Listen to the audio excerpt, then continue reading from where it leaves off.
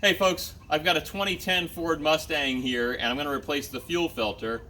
I'm replacing it because the car will intermittently run great and then run with very little power, surge and die, surge and die. I think there's a good chance it's a fuel filter problem. It's fuel related, but either way, I'm going to replace the fuel filter. It needs it. The fuel filter is about in the middle of the car underneath there, so I've jacked it up on one side just to give myself a little more room. But before I disconnect it, I need to remove the fuel pressure from the fuel line so I don't disconnect it and have fuel spraying really hard, and that's dangerous. All right, the fuse for the fuel pump is in this fuse box here, and on this 2010 it's number 13, which ends up being this 15 amp fuse. So I'm just going to pull this out. If you've got a different year, you may want to check online, make sure you get the right one. What I'm going to do next is I'm going to start the car and let it idle. Without the fuel pump running, there's still some fuel in the line, and after a few seconds of it idling, it should stall. So if it stalls, I'll know that the fuel pump is no longer pumping fuel. And then once it stalls, I'm going to crank the engine for about 5 seconds, just turn the key and crank the engine so that it relieves any of the residual fuel pressure, and we'll be good to go.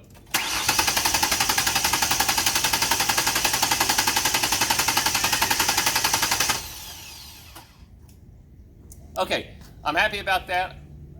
No fuel's getting there because the car won't start. Should have had no problem starting. I let it turn for about 5 seconds just to make sure to release any fuel pressures in there. Now we're ready for the next step.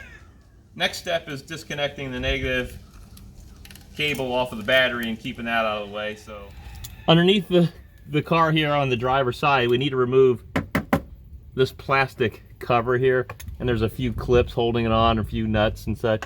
So I'm just going to remove these and take this thing off.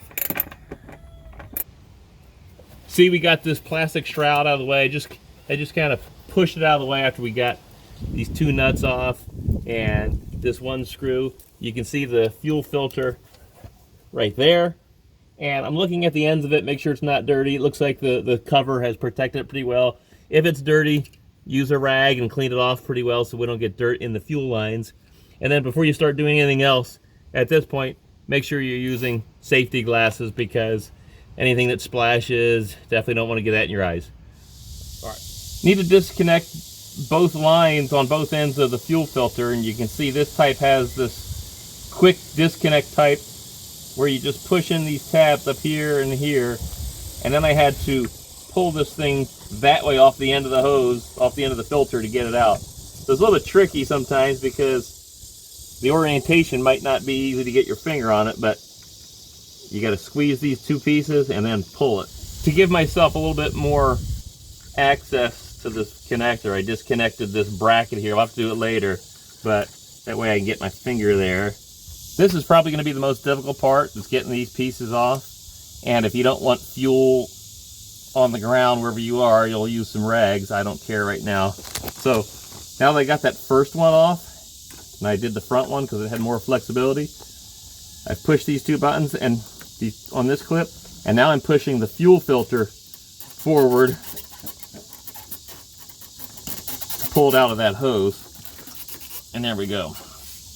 And I probably should have moved my tools. Now we're going to slide the fuel filter forward and pay attention to which direction that fuel filter is oriented so that the replacement can go in.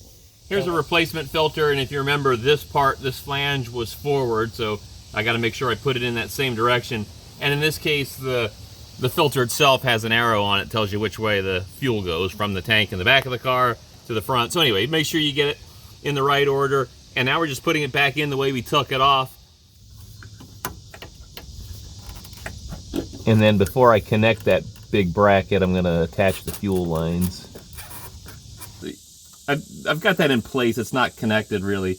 You can see it hasn't gone over that lip. So I'm going to get this first one here in the front by doing that, and squeeze these clips, get it over that, and then I'll tug on it. Yep, so that's in nice and tight. That's over the flange. Now I got to do it to the back one. All right, so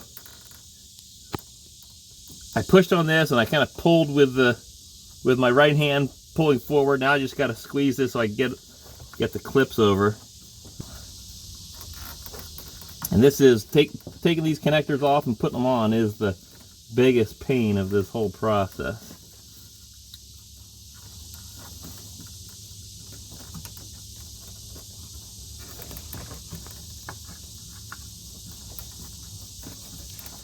There we go. And now I'm going to put the screw back in to this bracket here, like this one. I didn't put that plastic shroud over the fuel filter yet because I want to start this to make sure we don't have any leaks, then I'll put it up. So I'm going to just put this fuse back in the same spot and reattach the battery, and then we're going to start this thing.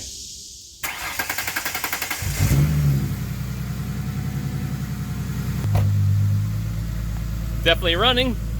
Now I'm just going to check under, make sure we don't have any fuel leaks.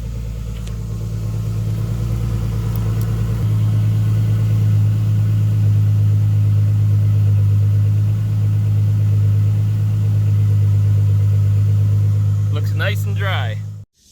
Got the black shroud in place and we are done. Hopefully that was helpful. If it was, feel free to subscribe and thanks for watching.